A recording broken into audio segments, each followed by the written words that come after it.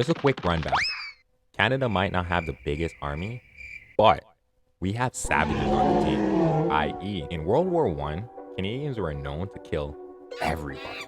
It don't matter if you're healthy or sick, bandaged or wounded, you're done. If you got an enemy jersey on, sorry, but yeah, end of the line, buddy. Don't even think about surrendering. Big quotations. Another example, when it was Christmas time or the armies called some type of truce, the Canadian army would actually put bombs in the quote unquote gifts for the enemy squad. Now, when I first heard this, I was kind of discouraged and disgusted, but isn't this war?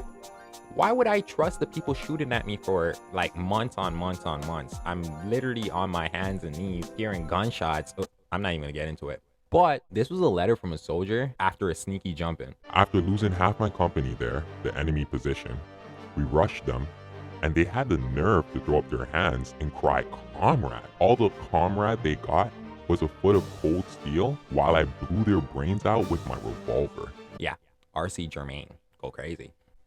The thing is, Canadians had hands. We called it mouse holding. With the specific purpose of mouse holding, it allowed you to have cover and crush whoever's in front of you. That was like the Canadian motto at the time. On D-Day, you know, the movie and stuff, Canadians actually pushed the furthest on the beach out of everybody else.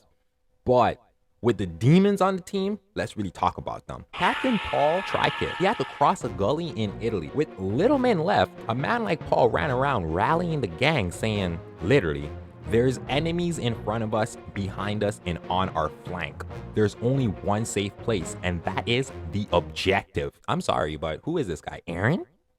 Aaron, don't kill me. Irwing? What's really going on here, Captain? Before running and then breaking the enemy line, he held it down for the rest of the Allied forces to fly.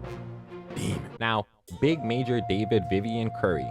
That's a mouthful. He was tasked to block an escape route in Normandy. Under heavy mortar fire, he caught about like 2,900 bodies. Can you imagine? Can you imagine? He didn't sleep for 3 days. He had like maybe an hour, like, you know, accounts call like man say, yo, yeah, he took like a 2-minute, 3-minute break. He fought the whole time, and then once it finished, he fell asleep standing up. Think about that for a second. He fell asleep standing up. Demon. Let's talk about the monster. The monster that had me laughing. Leo the Monster. Let me explain. This man lost an eye to a grenade. He wanted to stay because he said he looked like a pirate. All right, Jack. First thing, he captured 93 German goofies and escorted them back to his camp. He denied a medal of conduct because he thought the person giving it to him at the time was incompetent. Damn, Leo. But then in 1945, he broke his back, his ribs, and his ankles from a car crash, you know, in a landmine. Golly, didn't phase him. He and his friend crawling, got up, limping, all that fun stuff, right? He found a German soldier and then forced them to bring him to his German officer, right? Then bluffed them. He literally bluffed them like he was, who can I think of? He did like he was on some light Yagami tanks. You know what I mean? He really outsmarted the Mandoms. He pulled up, bluffed, said, yo, the Canadian army is actually coming through to invade you guys in like 30 minutes to an hour. So you guys should probably pack up and dip out. Didn't believe him. So he ran around acting like a menace all night, throwing grenades, shooting, yelling. Like the German mans were outside, you know, drunk and being crazy. They got scared and dipped out. After that, he met up with resistance squads and like paged in like, yo guys, I'm still alive, you know, come through, get me, and liberated this whole city by himself. I know Canada doesn't have the most craziest aircraft, it doesn't have the craziest fleet on the sea, but when it comes down to the actual person, I'm sorry.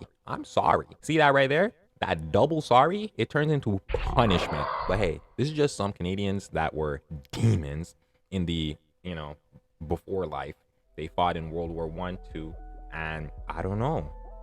What do you guys think? Do you think your country has some demons like this too? If so, let me know. If you guys like, dislike, let me know why. And hit that subscribe button.